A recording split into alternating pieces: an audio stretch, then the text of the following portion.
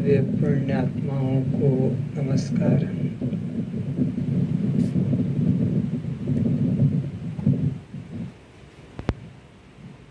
अष्टावक्र जी हम सभी श्रोताओं को एक ही उपदेश दे रहे हैं कि यह अनित्य शरीर तुम नहीं हो।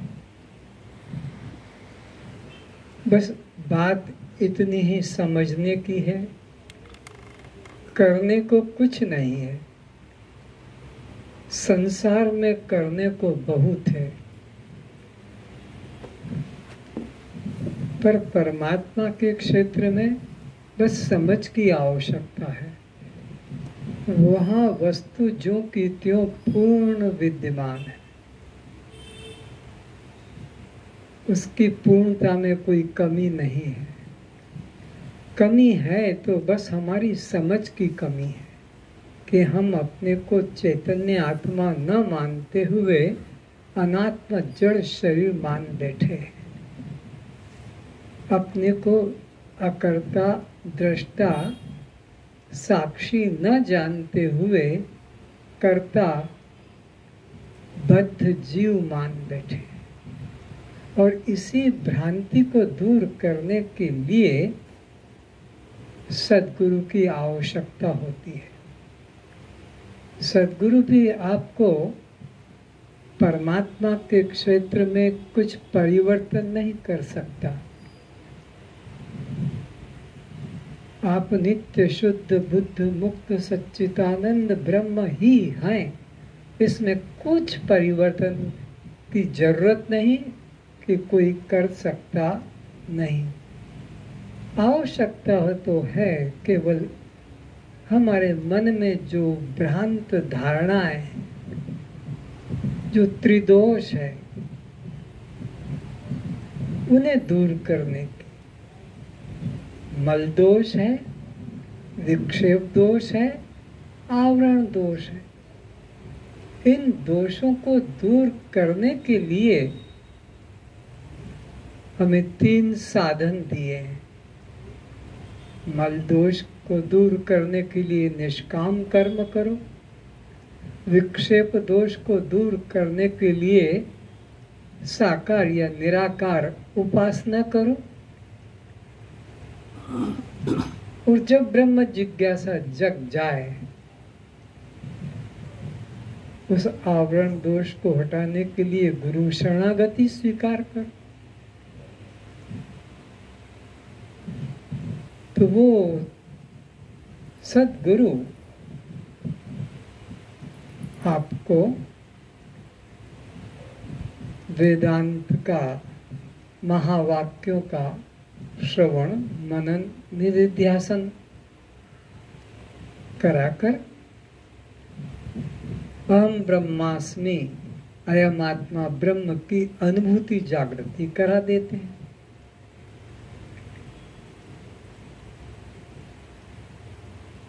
और उसके मन में जो 5 प्रकार की भ्रांतियां हैं, भेद भ्रांति, कर्ता भोक्ता भ्रांति, संग भ्रांति, विकार भ्रांति और ब्रह्म से पृथक जगत यह सत्य है, ये जो 5 प्रबल भ्रांतियां हैं, इनको दूर करने के लिए सद्गुरु की आवश्यकता है। तो वो इन 5 भ्रांतियों से आपको मुक्त कर देता है। आपके मन से ये 5 भ्रांतियां हटाकर इनसे मुक्त कर देता है। और उसका सार यही निकला कि तुम यह देह नहीं हो। सारा दुख भ्रांति केवल इसीलिए है कि तुमने अपने को देह मान लिया, अजन्मा होते हुए जन्मना मान लिया, अमर होते हुए, अमृत होते हुए, अविनाशी होते हुए मृत मान लिया, और साक्षी होते हुए, दृष्टा होते हुए भी अपने को कर्ता और जीव मान लिया। मुक्त होते हुए बद्ध मान लिया, आनंद होते हुए दुखी मान लिया, बस ये बुद्धि की ही कसरत है और कुछ शारीरिक क्रिया करने की नहीं है। तो अष्टावक्र जी क्या कहते हैं आगे सुने। हे गुरुदेव, आपकी कृपा से मैंने अब यह जान लिया है कि जिस अधिष्ठान के अज्ञान से जो भ्रांति उत्पन्न होती है, उसी अधिष्ठान के बोध द्वारा उस अध्यस्त वस्तु का, कल्पित वस्तु का अभाव हो जाता है। कौन कह रहा है? जनक जी कह रहे हैं। किसे कह रहे हैं? अपने गुरुदेव को कि हे गुरुदेव, आपके उपदेश के द्वारा मैंने ये जाना कि जिस अधिष्ठान के अज्ञान से जो अध्यस्त भ्रांति होती है, उस अध्यस्त भ्रांति को दूर करने के लिए उसके अधिष्ठान का बोध हो जाएगा तो वो अध्यस्त भ्रांति दूर हो जाएगी। अधिष्ठान के अज्ञान से अध्यस्त भ्रांति दूर होती है। रमेश, थोड़ा पीछे हो जाओ, तुम्हारा मुख नहीं दिख रहा है, या आगे हो जाओ। हाँ, बस। अधिष्ठान के अज्ञान से, जैसे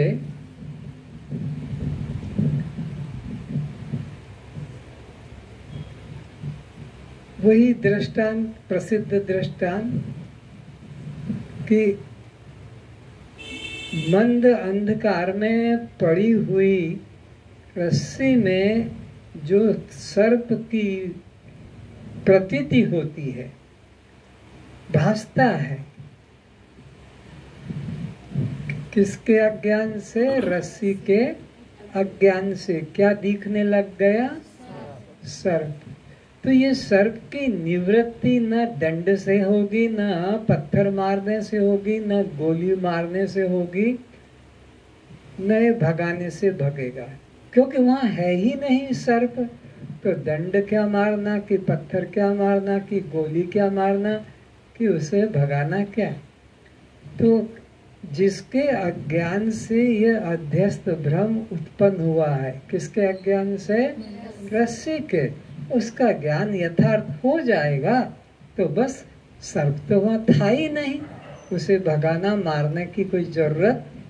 तो ये सूत्र मिल गया, ये सिद्धांत पकड़ में आ गया, ये फार्मूला जानने में आया कि अधिष्ठान के अज्ञान से अध्यस्त की प्रतीति होती है और अधिष्ठान के ज्ञान हो जाने से अध्यस्त प्रतीति निवृत्त हो जाती है।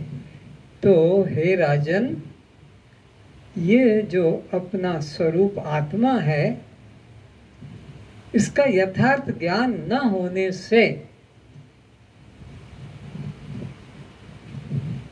मैं स्त्री हूं, मैं पुरुष हूं, मैं जन्मा हूं, मैं मरूंगा,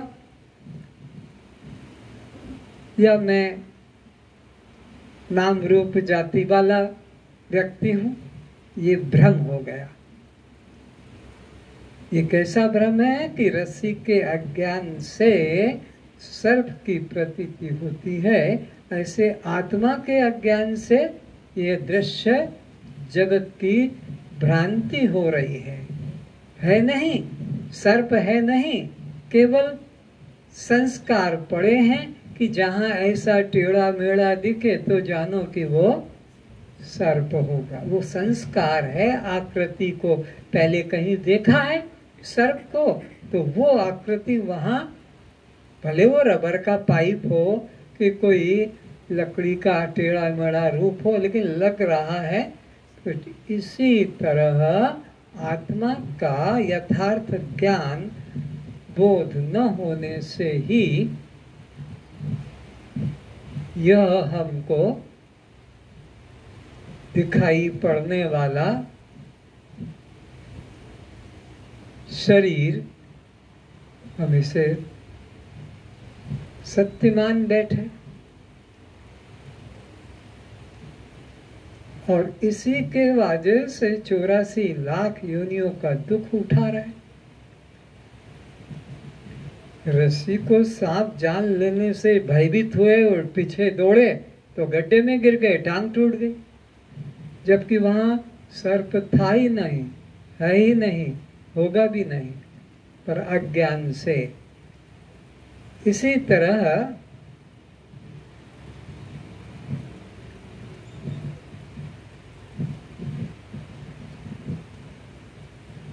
आत्मा के अज्ञान से 84 लाख योनियों का दुख भोग रहे हैं।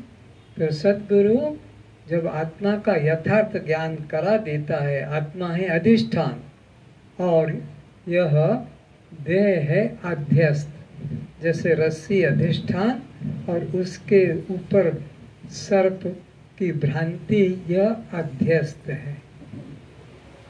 जैसे मरुस्थल अधिष्ठान है, उस पर जल की प्रतीति अध्यस्त है।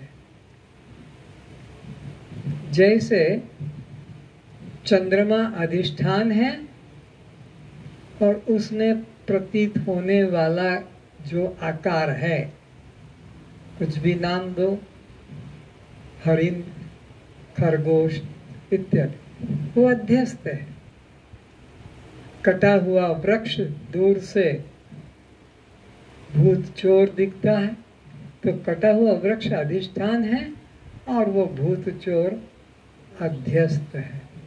तो जिसके सहारे से, जिसके आधार से भ्रम प्रतीत होता है उसे अधिष्ठान कहते हैं और उत्पन्न होने वाला, भासने वाला भ्रम को अध्यस्त कहते हैं।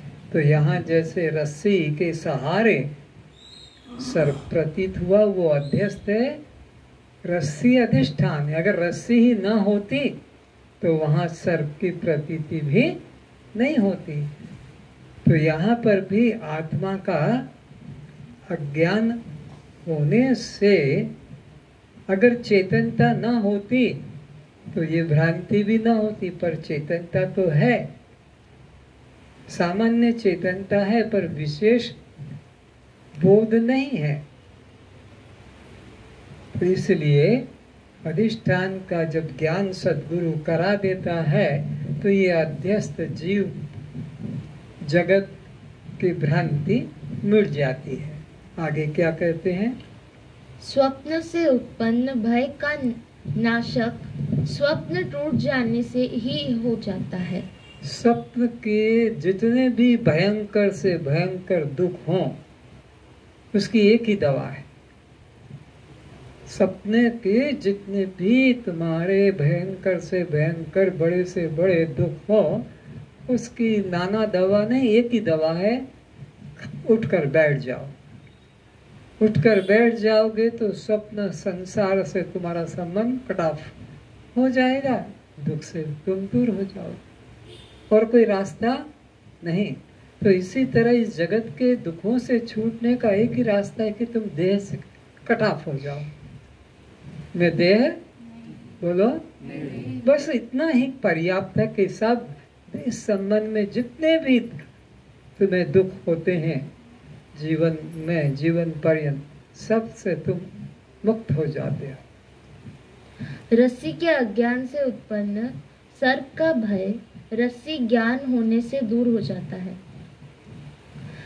अन्य अनेक प्रयत्न करने से मंद अंधकार में पड़ी रस्सी में सर्प भ्रांति बिना प्रकाश के दूर नहीं होती है। एक गांव में अंधकार भगाने का प्रयोग चल रहा था। उस गांव के लोग संध्या होती कि सब आकर बैठ जाते चौराहे पर और अंधकार को भगाने के लिए अपने अपने ढंग के प्रयत्न करते। कोई करताल, कोई मृदंग, कोई ढोलक, कोई शंख, कोई और प्रकार का ढोल पीटता। गांव के सारे लोगों को नियम था कि संध्या को आओगे तो वो सब मिलके हटाएंगे। रोज का धंधा बन गया था। उसी रास्ते से एक विवाहिता अपने ससुराल जा रही है डोली में बैठकर। तो रास्ते में वो लोग सब बैठकर यही उपद्रव कर रहे थे अंधेरा भगाने का। तो उसने पूछा उन डोली उठाकर ले जाने वालों से कि ये रास्ते में भीड़ क्यों है, इन्हें हटाओ। तो कहा कि ये रात भर यहीं बैठते हैं अंधकार को हटाने के लिए, और अंधकार हटता नहीं। वह डोली से उतरी और उसने एक दीपक तेल बत्ती डालकर उस ज्योति को प्रकट कर दिया। वो अंधकार दूर हो गया। वो सारे लोग उसके पैर में पड़ गए कि अरे ये साक्षात देवी, इसने हमसे, पूरे गांव वालों से आज तक अंधकार दूर नहीं हुआ और इसने क्षण में दूर कर दिया। अंधकार को दूर करने के लिए वो साधन करते हैं। तो ऐसे ही कोई सद्गुरु मिलेगा तो तुम्हारी बस दिशा पलट देगा कि सब दुख दूर हो जाएंगे। तुम्हारा मुख इधर था, किधर, संसार की तरफ, दृश्य की तरफ, इधर हट कर दिया, फिर वहां कोई दुख का नाम ही नहीं है। तो वृत्ति को बदलना है, कुछ करना नहीं। इसी प्रकार आत्म अज्ञान से उत्पन्न मन के संकल्प विकल्पों का दुख, विकल्प संसार मुझ आत्मा के ज्ञान से ही तत्काल अभाव रूप हो जाता है। फिर से ध्यान से सुनो। इसी प्रकार हमें क्या करना है बता रहे हैं। आत्म अज्ञान से उत्पन्न मन के संकल्प विकल्पों का दुख रूप विकल्प संसार मुझ आत्मा के ज्ञान से ही तत्काल अभाव रूप हो जाता है। तो जिसके अज्ञान से यह दुख उत्पन्न हुआ है, उसका ज्ञान होते ही ये सब दुख दूर हो जाते हैं और कुछ करना नहीं पड़ता है।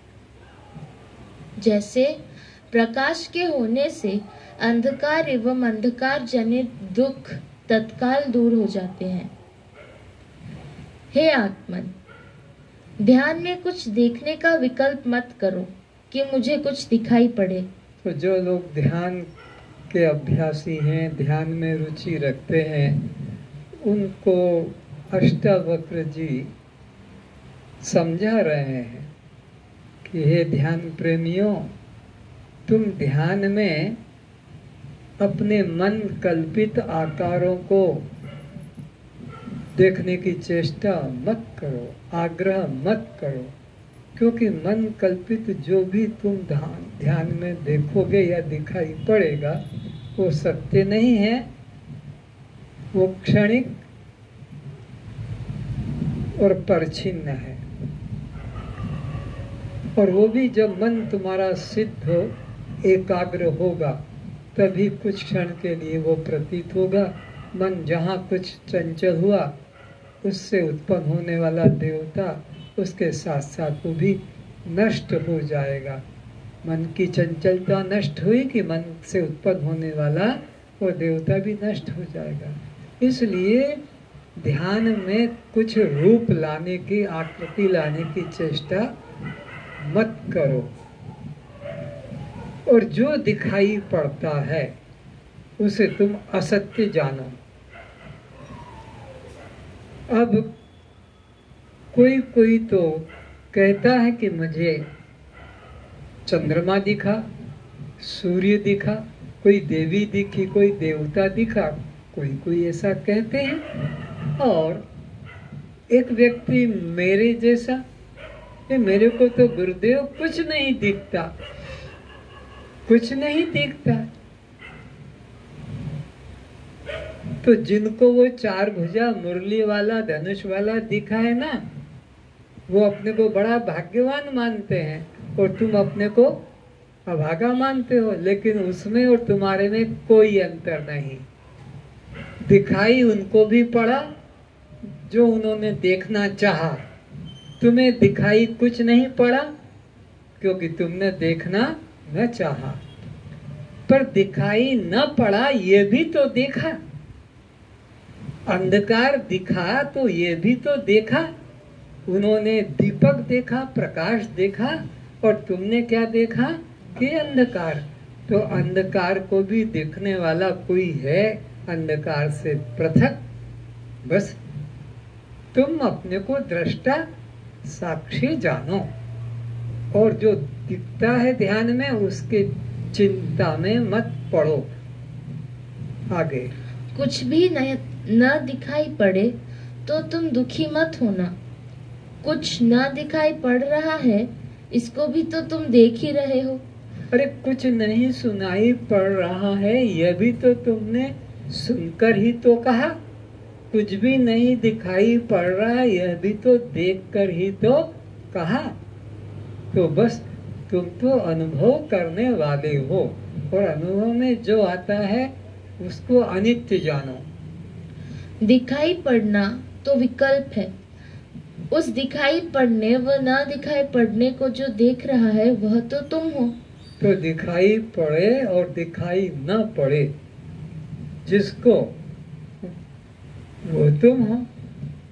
तो तुम इसके लिए दुखी मत हो कि मुझे नहीं दिखाई पड़ा। वो जो दिख रहा है वो अनित्य, वो दृश्य है। तुम्हारा तो 3 कालों में भी अभाव नहीं है। जब ध्यान में शब्द, स्पर्श, रूप, रस, गंध कुछ भी न दिखाई पड़े, न देश, काल, वस्तु, वहाँ उस निर्मल स्थिति को ही आत्मचिंतन, आत्मध्यान, सहज अवस्था, सहज समाधि कहते हैं। अष्टावक्र जी उन ध्यान प्रेमियों को अब बता रहे हैं कि जिस वक्त पर तुम्हारे को ध्यान में कोई भी दृश्य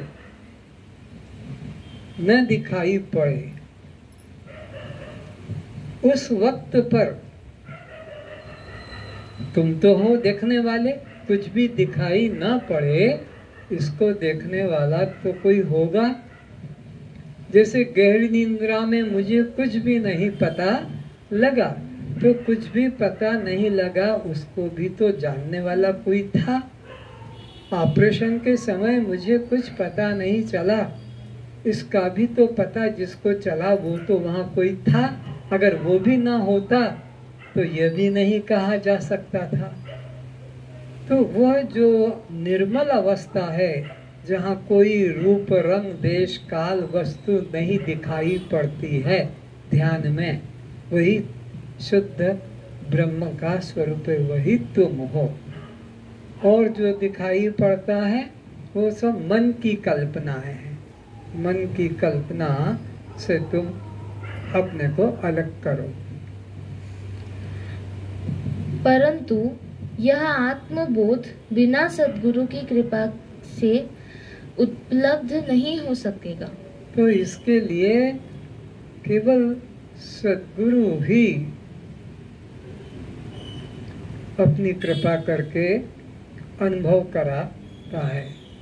यह कृपा साध्य तत्व है, कृपा साध्य है।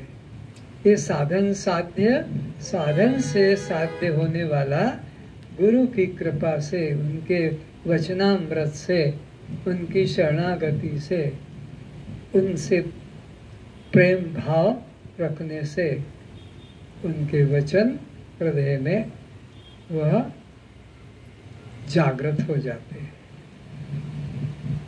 अपने साधन से, किए साधन से यह आत्मानुभूति जागृत नहीं होती है।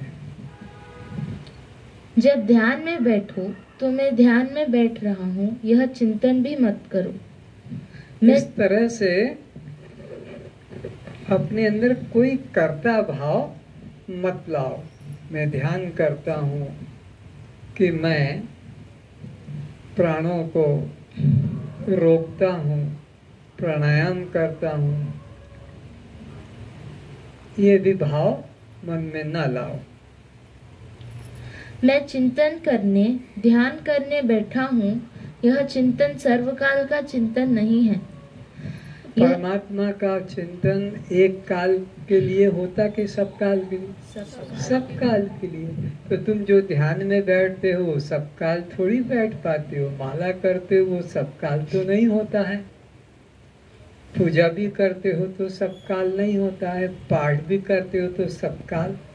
और भगवान कहते हैं सर्वेषु कालेषु महामनुस्मर, सब समय निरंतर। तो ये निरंतर वाली बात तो ये ध्यान में नहीं घटती है, समाधि में भी नहीं घटती है, पूजा पाठ माला में भी नहीं घटती है। आगे, यह ध्यान चिंतन तो जब बैठोगे तभी होगा, बाकी समय व्यवहार काल में नहीं होगा। तो ये परिच्छिन्न हो गया। जब बैठोगे करोगे तब होगा, सब समय नहीं होगा। और ध्यान की कंडीशन एक ही है कि निरंतर होना चाहिए। जिस ध्यान में चिंता लगी रहे कि मुझे ध्यान करने बैठना है, जिस ध्यान के लिए कुछ ना करना पड़ता है, जैसे आसन, मुद्रा, प्राणायाम, रेचक, कुंभक, दिशा, नेत्र, श्रोत्र, मन व श्वास पर रुकावट लगाना, कोई मंत्र, जप, माला की गिनती आदि, यह बोझ न रहे, चिंता न रहे, सिर का बोझ हल्का हो जाए, वही आत्मचिंतन है। तो आत्मचिंतन के लिए अपने मन पर किसी प्रकार के साधन का बोझा नहीं होना चाहिए। लेकिन हमारे तो अब चिंतन में बोझा होता है। आसन ठीक हो, मन एकाग्र हो, शरीर शुद्ध हो, नहा धोकर बैठो और इसी प्रकार इस दिशा में मुख रखो, इस आसन में बैठो। इस तरह की बहुत प्रकार की कंडीशन रखी जाती है। वो आत्मध्यान, वो आत्मचिंतन नहीं है, वो बहिर्मुखता ही है, जिसमें कुछ भी न लगाना पड़े कि अब तो टाइम हो गया है, माला करनी है, पूजा करना, ध्यान में बैठना है। ऐसा तुम्हारे मन के ऊपर थोड़ा भी बोझा न रहे। कहते हैं ना संत कबीरदास जी, मेरा साईं मुझे भजे और मैं पाऊं विश्राम। मैं अपने विश्राम में हूँ, मुझे कुछ करने का, मेरे गुरु ने कर्तव्यता का बोध ही नहीं दिया कि ये करना जरूरी है, बल्कि कहा साक्षी रहो, हर क्रिया के साक्षी रहो। क्रिया में भी कोई बंधन नहीं, मन के विचारों में भी कोई बंधन नहीं, तुम्हारे दिनचर्या में भी कोई बंधन नहीं, बस तुम हर क्रिया के साक्षी रहो। जो चिंतन स्वभाव में होता है वही चिंतन सर्वकालीन हो सकता है। तो स्वभाव में जो चिंतन हो रहा है वह सर्वकालीन हो सकता है। तो स्वभाव में निरंतर तो श्वास चलता है, बिना चेष्टा के, बिना विचार के, उसी के द्वारा तुम्हारा निरंतर भजन हो सकता है। निरंतर भजन के लिए निरंतर साधन चाहिए। तो ये माला तो निरंतर नहीं, पूजा निरंतर नहीं, ध्यान आदि कुछ भी निरंतर नहीं, लेकिन ये जो है श्वास, ये तो निरंतर है। तो बस जो भजन साधन है वो श्वास से ही हो सकेगा, तभी वो अखंड होगा। जो पर भाव में चिंतन होगा वह सर्वकाल में नहीं होगा, कभी होगा तो कभी नहीं होगा। तो पर भाव में कभी भी आपका निरंतर का चिंतन नहीं होगा, क्योंकि पर हमेशा परछिन्न होता है, तुमसे भिन्न होता है और क्षणिक होता है। अपने आप को मनुष्य, ब्राह्मण, साधक, ब्रह्मचारी, योगी, ध्यानी, शिष्य आदि कुछ भी मानकर जो चिंतन किया जाता है यह पर चिंतन है। ये स्वचिंतन नहीं, ये स्वभाव का चिंतन नहीं, ये पर भाव का है। चाहे जो तुम अपने को ब्रह्मचारी कहो कि सन्यासी कहो कि ब्राह्मण कहो कि स्त्री पुरुष त्यागी कहो, ये सब पर चिंतन है, माया का चिंतन है, स्वभाव का चिंतन नहीं। अपने आप को दृष्टा, साक्षी, सत, चित, आनंद, अखंड, असंग, स्वयं प्रकाश आदि कुछ भी उपाधि वाला न मानकर जो चिंतन होता है वह स्वाभाविक चिंतन होता है। तो कोई भी उपाधि और न जुड़े कि मैं ये हूँ, मैं वह हूँ, मैं ये नहीं हूँ, बस एक शुद्ध चैतन्य मात्र, केवल चैतन्य मात्र। दृष्टा साक्षी का भी वहाँ झंझट नहीं। किसके बनोगे दृष्टा, किसके बनोगे साक्षी? कोई दूसरा होगा तब तो। पर जब बेटा नहीं तो तुम बाप कैसे कहलाओगे? जब दृश्य ही नहीं तो तुम दृष्टा कैसे कहलाओगे? दृश्य की सत्ता से दृष्टा है, साक्ष्य की वजह से साक्षी है। यहाँ तो एक चैतन्य के अलावा दूसरा कुछ भी नहीं है। उसी भाव में रहो। तो जो सर्वकाल में चिंतन है वह सहज स्वाभाविक चिंतन है, वह मैं रूप ही हो सकता है। तो ये कभी नहीं मिटता। कुछ भी हो, कुछ भी करो, पर मैं के बिना हो सकेगा? तो मैं निरंतर है, उठने में, बैठने में, खाने में, पीने में, चलने में, लेने में, देने में, पढ़ने में, सब मैं तो विद्यमान रहता। बाकी क्रियाएं बदलती जाती है, पर मैं कभी बदलता। कोई भी क्रिया हो पर मैं रहता है।